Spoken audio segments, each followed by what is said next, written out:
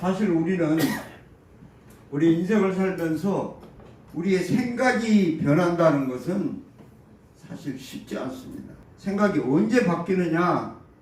어떤 충격적인 사건을 당하거나 어떤 충격을 받을 때 그것이 변한다는 것입니다. 그러기 전에는 우리의 생각이 결코 변하지 않아요.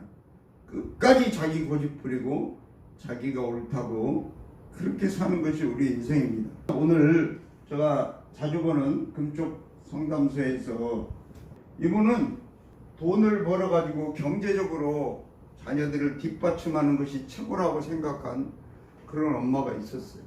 그래서 모든 것은 일방적으로 경제적인 뒷받침을 하는데 몰두했어요.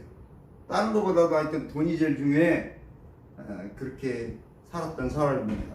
그런데 그 딸이 하는 이야기가 나는 아팠을 때 굳이 부모님께 말도 안 했던 것 같아요. 왜 그래요? 그 엄마는 돈을 벌기 위해서 너무 바쁜 인생을 살아서 아침 새벽부터 나가서 밤늦게까지 자녀들이 얼굴도 잘 볼 수 없을 정도로, 그리고 이 자녀들이 이야기하면 뭐 자녀들이 입학식이나 졸업식이나 무슨 뭐 행사가 있다 해도 한 번도 거기에 참여하지 않고 할머니가 가거나 대신 다른 사람이 다 갔어요. 그래서 이 자녀들은 이 엄마는 돈을 벌어서 우리한테 대주는 것은 잘했는데 그 나머지는 엄마하고 관계를 거의 하지 못하고 살았어요. 그래서 엄마하고 이 말하는 것이 어색할 정도로, 그래서 자기의 속마음을 엄마한테 한 번도 이야기해 본 적이 없는 그런 딸의 이야기를 듣고 이 엄마가 충격을 받습니다. 왜 이렇게 됐지? 하면서 이 엄마는 자기가 그동안 열심히 산 것을 후회하고 내가 뭐 때문에 그렇게 산 거지? 도대체 내가 지금까지 자녀들을 위해서 한다고 했는데 내가 산 건 도대체 뭐야? 이러면서 엄청난 충격을 받습니다. 그래서 이 엄마가 내가 그동안 생각했던 것이 꼭 잘한 건 아니구나. 자기는 최고 잘한다고 했는데 그래서 오늘 이 오은영 박사는 부모의 다면적인 역할이 있다는 거예요. 물론 경제적인 지원하는 거 이것도 굉장히 중요한 역할인데 제일 중요한 거는 부모는 보호자의 역할을 하고 그 다음에 자녀들을 심리적으로 안정하도록 자녀들이 여러 가지 문제가 있을 때 자녀들과 상담을 하고 자녀들의 마음을 읽어주고 그렇게 해서 자녀들이 편안하게 인생을 살아갈 수 있도록 도와야 되고, 그 다음에 사회화 교육을 해야 된다. 너희들은 세상에 가서 이렇게 살아야 돼. 사람은 이렇게 사는 거야. 이런 것을 잘 가르쳐줘서 자녀들이 세상에 나가서 다른 사람들과 잘 어울려 살 수 있도록 이런 걸 부모가 가르쳐줬네. 그것뿐만 아니라 또 교육자가 돼야 된다는 거예요. 가정교육을 잘하고 인생은 어떻게 사는 거다 이런 것을 가르쳐주고, 이런 여러 가지 약 5가지의 이런 역할을 해야 되는데 이 엄마는 이 중에 경제적인 지원이 전부라고 생각하고 그렇게 살았는데 어느 날 딸의 이야기를 들으면서 충격을 받고 내가 가장 잘한다고 생각했는데 그게 잘한 것이 아니구나. 그러면서 이 엄마의 생각이 변화가 되기 시작했어요. 그렇습니다. 베드로도 우리가 계속해서 보지만 16장에서도 베드로는 주는 그리스도시요 살아계신 하나님의 아들입니다. 그렇게 고백을 했지만은 이 베드로가 생각하는 이 메시아 그리스도의 상이 예수님이 생각하고 있는 것하고 달랐어요. 그래서 예수님 뭐라고 말해요? 너는 하나님의 일을 생각하지 않고 도대체 사람의 일만 생각하는구나. 그렇게 혼을 냈어요. 그런데도 베드로는 아직도 그것을 그 이야기가 뭔가 정확히 깨닫지 못했다는 사실이에요. 그래서 어떻게 보면 오늘 이 충격적인 사건을 만나도록 한 것이, 우리가 아는 오늘 본문에 예수님이 영광스러운 모습으로 변형된 사건이 마태, 마가, 누가복음에 다 나옵니다. 소위 말해서 변화산 사건이라 그렇게 불리는 일인데, 우리 한번 오늘 본문 읽어보겠습니다. 같이 한번 읽습니다. 17장 1절 시작. 엿새 후에 예수께서 베드로와 야고보와 그 형제 요한을 데리시고 따로 높은 산에 올라가셨더니, 여기 보면 엿새 후에 그런 말이죠. 왜 엿새 후에요? 베드로가 주는 그리스도시요 살아계신 하나님의 아들입니다. 그렇게 고백을 했지만 예수님이 내가 십자가에 달려 죽고 부활할 거다 그러니까, 주님 그러면 안 됩니다. 아니 메시아로 왔으면 다윗처럼 우리를 잘 먹고 잘 살게 해야지 왜 십자가에 달려 죽는다 그럽니까? 안 됩니다. 그렇게 말했잖아요.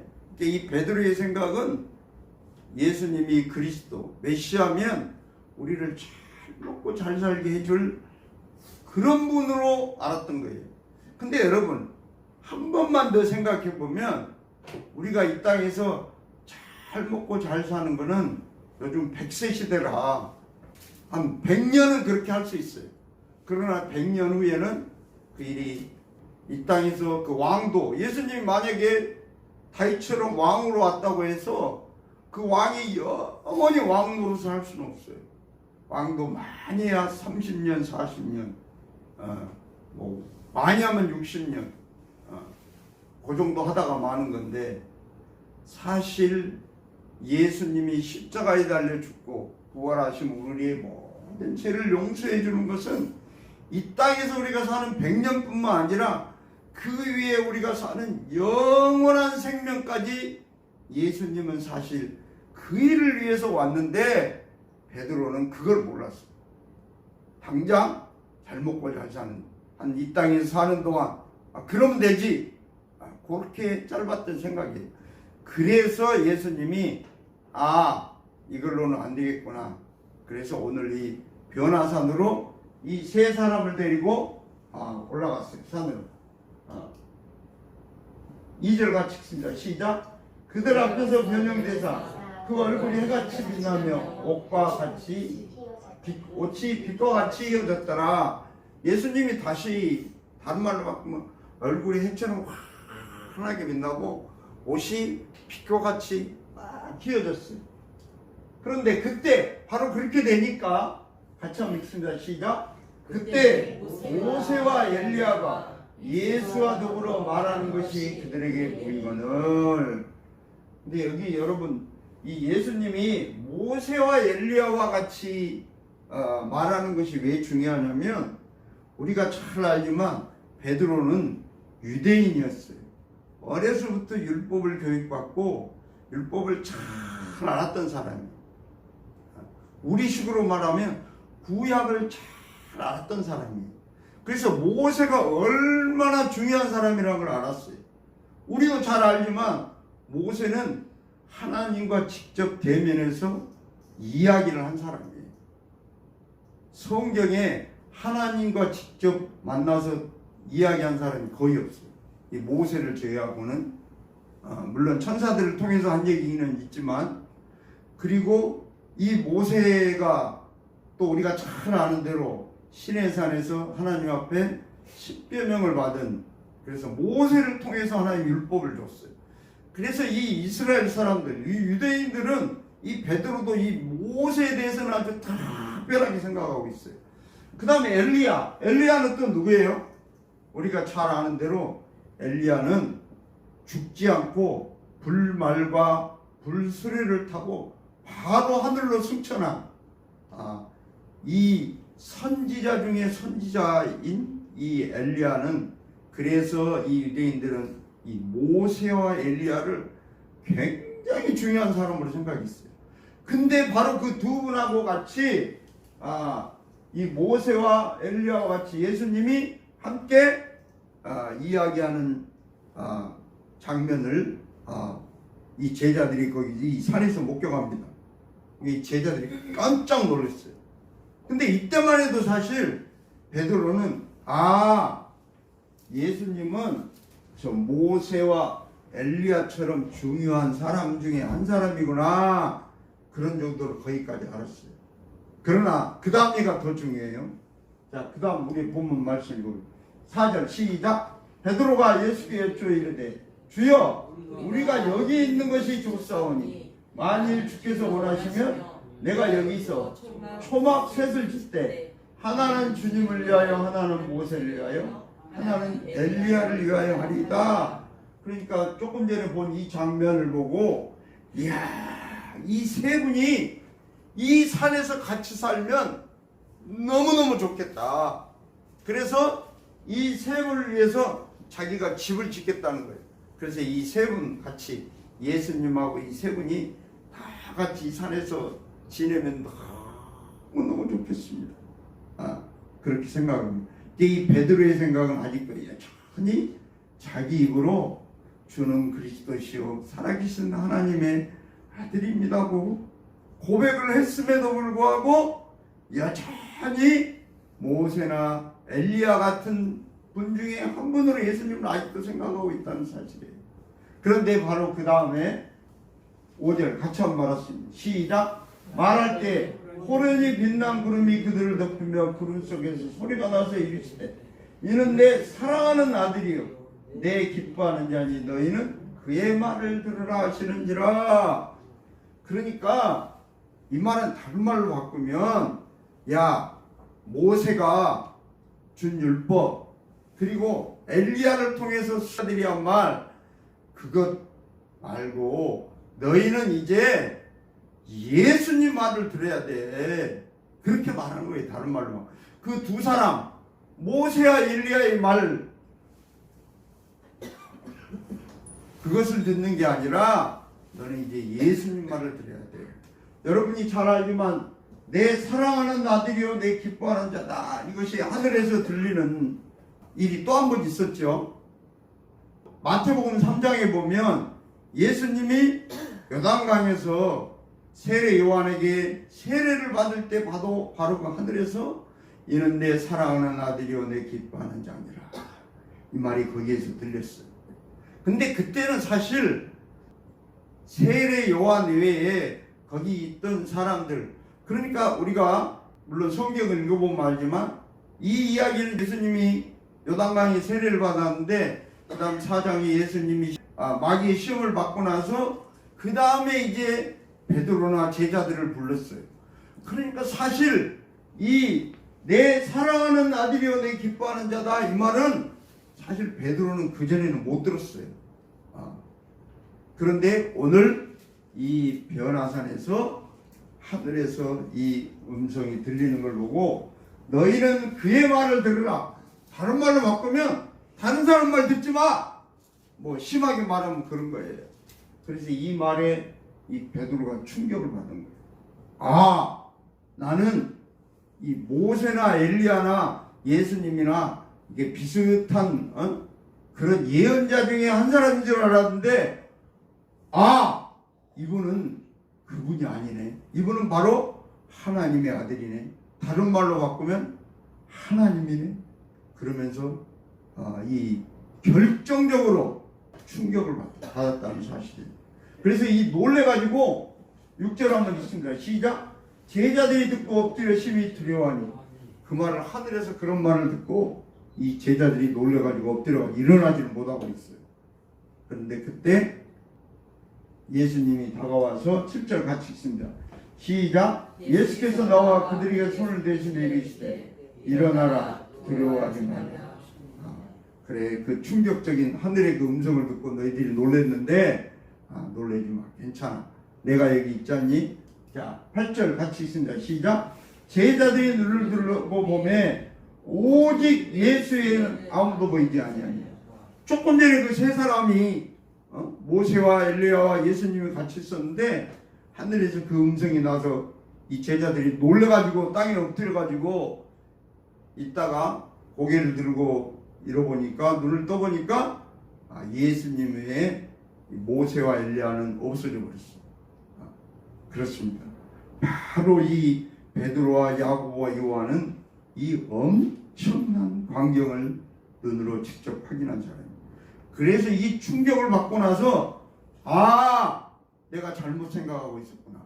내가 예수님이 말한 하나님의 일을 생각하는 게 아니라 내가 사람의 일을 생각했구나. 그것을 결정적으로 이 베드로가 깨닫고 생각이 변했다는 사실에 우리가 16장 23절 예수님이 베드로에게 사탄아 물러가라 그럴 때 너는 하나님 일을 생각 안 하고 사람 일을 생각한다. 그렇게 말씀하셨잖아요. 그렇습니다. 바로 이 하나님의 일이란 게 뭐예요? 바로 영생의 길이에요. 우리가 영원히 사는 길. 그렇습니다. 이 땅에 사는 동안 60년, 70년, 100년 살다가 죽고 끝 그런 게 아니라 우리가 이 땅에 사는 생애뿐만 아니라 하나님의 의를 통해서 우리가 영원히 사는 이 땅에서뿐만 아니라 저 천국에서 아브라함 통해서 하나님과 함께 영원히 사는 길을 열었는데 이것을 베드로가 알지 못했었어.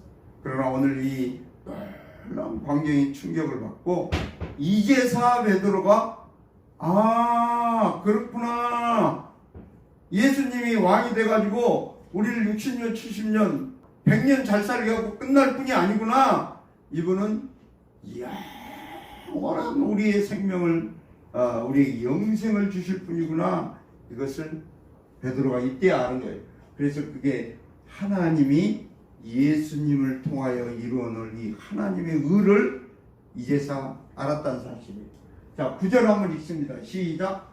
그들이 산에서 내려올 때 예수께서 명하여 이르시되 인자가 죽은 자 가운데서 살아나기 전에는 본 것을 아무에게도 이르지 말라. 예수님이 내가 십자가에 죽었다가 다시 살아난 그때까지는 아무에게도 이 말 하지 마라. 그 말은 뭔 말이에요? 혹시 이것 때문에 하나님의 일이 그르칠까봐 그런 거죠. 자, 10절 한번 읽습니다. 시작. 제자들이 물어 이르되 그러면 어찌하여 서기관들이 엘리야가 먼저 와야 하나이까? 11절 같이 읽습니다. 시작. 예수께서 대답하여 이르시되 엘리야가 과연 먼저 와서 모든 일을 회복하리라. 엘리야가 과연 먼저 와서 모든 일을 회복한다. 근데 사실상 엘리야가 먼저 왔어요. 우리 말라기, 여러분 구약 성경 맨 마지막이 말라기죠. 말라기는 4장 6절로 딱 끝나는데 그 4장 5절하고 6절에 이 말씀이 기록되어 있습니다. 같이 한번 읽습니다. 시작. 보라, 여호와의 크고 두려운 날이 이르기 전에 내가 선지자 엘리야를 너희에게 보내리니, 엘리야를 하나님이 보내겠다고 그렇게 말했어요. 자, 6절 시작. 그가 아버지의 마음을 자녀에게로 돌이키게 하고 자녀들의 마음을 그들의 아버지에게로 돌이키게 하리라. 돌이키지 아니하면 두렵건대 내가 와서 저주로 그 땅을 칠까 하노라 하시니라. 이 말라기 4장 5절하고 6절로 말라기가 딱 끝나고 바로 이제 마태복음으로 넘어가는데 그때 엘리야가 먼저 너에게 올 것을 이미 기록해 놨기 때문에 서기관들이 예수님이 오기 전에 엘리야가 먼저 와야 돼. 근데 엘리야가 안 왔잖아. 그러니까 이분은 메시아가 아니야. 그렇게 주장한 거예요. 근데 사실 어때요? 예수님이 그래서 말합니다. 자, 12절. 우리가 읽은 마태복음 10장 12절 시작.